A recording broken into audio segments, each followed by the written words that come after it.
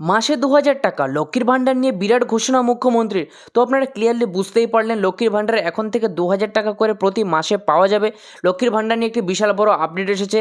তো সেই আপডেটে কি কি বলা হয়েছে, কারা কারা পাবে, কারা কারা এই সুবিধাটা পাবে না, সমস্তটা আজকের এই ভিডিওটিতে ডিটেলসে বলে দেবো। তো ভিডিওটিকে অবশ্যই না টেনে সম্পূর্ণ দেখবেন। যদি আপনি ভিডিওটিকে স্কিপ করে যান তবে অনেক বড় সুবিধা থেকে বঞ্চিত হতে পারেন, তাই ভিডিওটিকে অবশ্যই গুরুত্ব সহকারে দেখবেন। তাহলে চলুন দেখে নিই কী আপডেট এসেছে লক্ষ্মীর ভাণ্ডার নিয়ে, যার দরুন প্রত্যেক মাসে ২,০০০ টাকা করে পাবেন।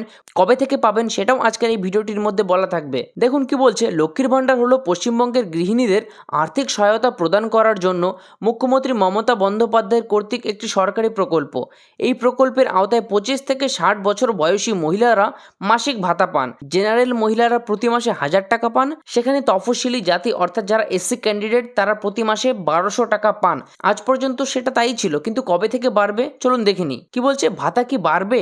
২০২৫ সালে লক্ষ্মীর ভাণ্ডারে ভাতা বাড়বে কিনা তা নিয়ে অনেক জল্পনা চলছে। মুখ্যমন্ত্রী সাম্প্রতিক একটি সভায় উল্লেখ করেছেন যে ভবিষ্যতে ভাতা বাড়বে। কত টাকা ভাতা বাড়বে? অনেকে আশাবাদী যে ২০২৫ সালে এপ্রিল মাস থেকে ভাতা বাড়বে। অনুমান করা হচ্ছে যে এই পরিমাণ প্রতি মাসে ২,০০০ টাকা পর্যন্ত বৃদ্ধি পেতে পারে। তো আপনারা একদম ক্লিয়ারলি বুঝতেই পারলেন যে ২,০০০ টাকা পর্যন্ত ভাতা বাড়ানো হতে পারে। তবে সরকার এখনও কোনো আনুষ্ঠানিক ঘোষণা করেননি এবং বৃদ্ধি নিশ্চয় করা হয়নি। তো এই বিষয়ে মুখ্যমন্ত্রী কি বলেছেন সেটিও জানাবো। সাম্প্রতিক একটি সভায় মুখ্যমন্ত্রী মমতা বন্দ্যোপাধ্যায় বলেছেন, লক্ষ্মীর ভাণ্ডার বাংলার মা ও বোনেদের জন্য। এই ভাতা ধীরে ধীরে বৃদ্ধি পাবে। এই বিবৃতির ফলে অনেকেই বিশ্বাস করতে শুরু করেছেন যে ভাতা বৃদ্ধি পাবে, সম্ভবত ২০২৫ সালে। তবে সঠিক বিবরণ এখনও স্পষ্ট নয়। যদিও আশা করা হচ্ছে যে নিকট ভবিষ্যতে, বিশেষ করে ২০২৫ সালের এপ্রিল মাস থেকে লক্ষ্মীর ভাণ্ডারের ভাতা ২,০০০ টাকা বৃদ্ধি পাবে। তবুও এখনও কোনো আনুষ্ঠানিক নিশ্চিতকরণ হয়নি।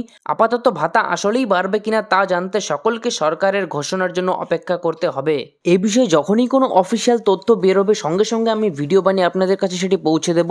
আর সেই ভিডিওটির নোটিফিকেশান পেতে এখনই চ্যানেলটিকে সাবস্ক্রাইব করে রাখুন আর ভিডিওটিকে একটি লাইক করে দিন। আর আপনি কোন জেলা থেকে ভিডিওটি দেখছেন সেটাও কমেন্ট করে দেবেন।